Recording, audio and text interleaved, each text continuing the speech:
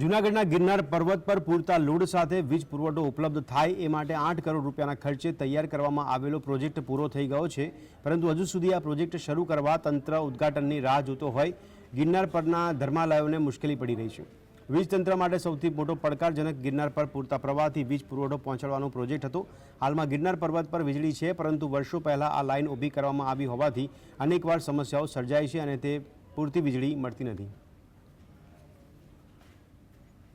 Forest વિભાગમાં અમારે archaeological department અને ફોરેસ્ટ વિભાગની મંજૂરી લેવાની થતી હતી। આર્કિયોલોજીકલની જે ડિપાર્ટમેન્ટ તરફથી જે એના એનઓસી માટેનો કાગળ આવ્યો છે એ ફોરેસ્ટને જરૂરી કાર્યવાહી માટે આપી દઈને રજૂ કરી દેવામાં આવેલો છે।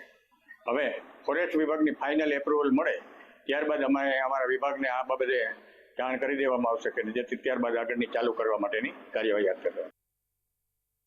11 kV લાઈન સરકાર દ્વારા મા જગદંબાના મંદિર સુધી તળેટીથી લઈને ઉપર સુધી પથરાઈ ગઈ છે।